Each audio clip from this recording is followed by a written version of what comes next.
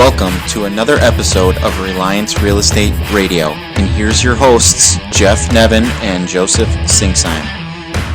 Welcome to another episode of Reliance Real Estate Radio. We are in episode 20.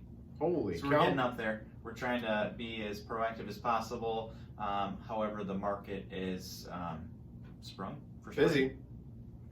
We don't use that word, Jeff. We don't. Whatever.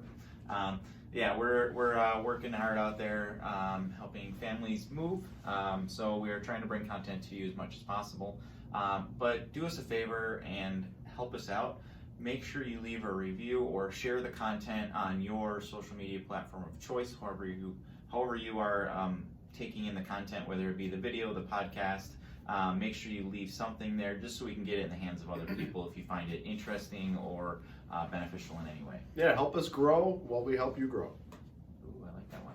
All right, episode 20 is about testing, implementing new ideas and strategies. So always be testing ABCs of anything, for that matter. Implementing new ideas and strategies is crucial to an ever-evolving business model, meaning like all the time you want to make sure that you are implementing something new so you don't stay stagnant and old. Yeah, it's like sharpening the tools that you use in your job every day. Testing just might be the small business owner's greatest tool, and yet so few take time to do it at all. Heck, this could be for anybody, for any area, like fitness, business, for social, finance, all those things. So it doesn't have to be specifically business related, but it could be just personal growth too. Correct. Don't get caught up chasing the shiny penny. Don't waste countless hours and lots of money trying every new product that's out there. Be sure to focus on one thing, the one thing that will bring you closer to achieving your goals. Don't try to do too much at once, basically. Yeah, absolutely. And Gary Keller said this in the book, One Thing. It's what's the one thing you could do, such by doing it, everything else will be easier or unnecessary. And then once again, I like that one. Yeah, it's a really good one. It's focusing on that one thing. Once you have the answer to that question, research proven methods. It's good to model a proven method. We don't want to reinvent the wheel just yet, right? Because once you've mastered that, maybe that's when you decide to expand on that one thing or that proven method. Okay. So after you've focused in on the one thing, and by the way, the One Thing book and podcast are really awesome. We're going to tag those in here as well. It is something that I listen to, and Jeff and I both have read the book. It's very powerful, and it really kind of points out, like, everything starts with a lead domino, and everything from that lead domino then from that one thing can move yourself forward in a positive direction to reach your goal. So now once you've figured out that one thing or that lead domino, that's where the actual testing begins. Try one, two, or several methods until one actually resonates with you and you find that match with it. That hits home and you're like, hey, that's the way I want to do it. Because there's tons of proven methods for each individual thing that you are looking to do, and nobody says you have to pick one of them. It could be different for Jeff what would work for me. Let's take working out, for example. Do you lift weights? Do you do yoga? Maybe you run or do cardio. Mm-hmm. Each person's body is going to respond differently, and your mind, for that matter. You're going to get excited about doing those certain things. And just using that one with exercising. I don't really like doing cardio, but I do enjoy a good run every now and then, and I do enjoy lifting weights. That could be different for someone else that just wants to stretch and possibly do yoga, right? So once you're happy with your choice, then you found a good fit.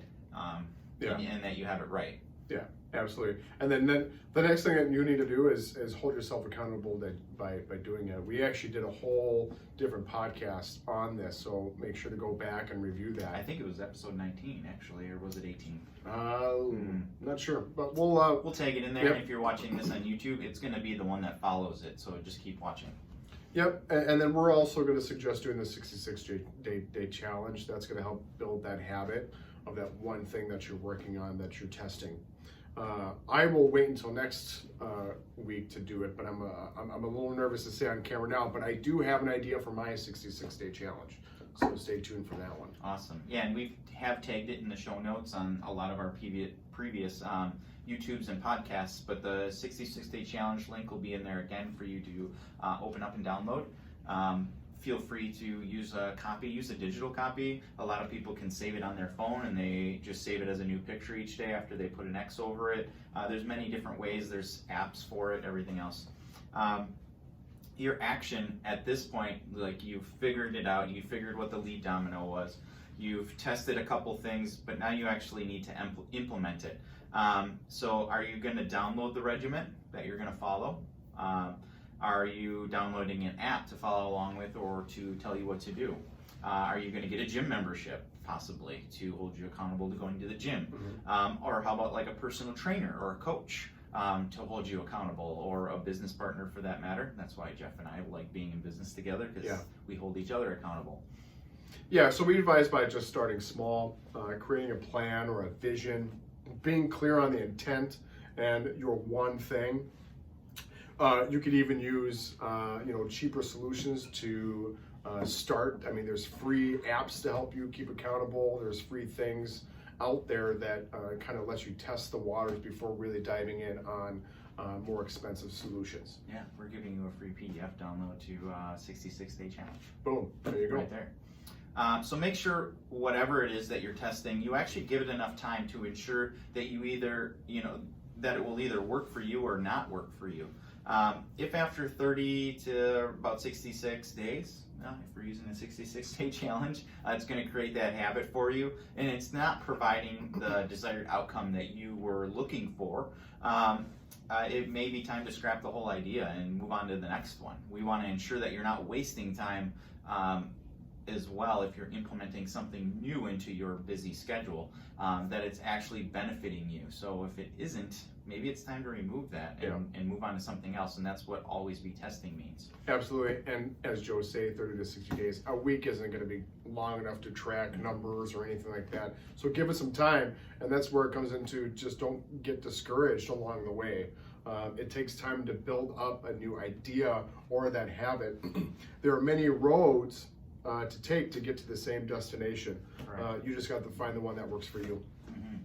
Yeah, I mean, that's a great analogy. It's really, there's a lot of different paths that all lead to the same destination. So we want to make sure that whatever you're doing, is actually working for you, but you are giving it enough time, right? Yep, absolutely. Just to sum that up. So once you find the one that works, you have to dive in.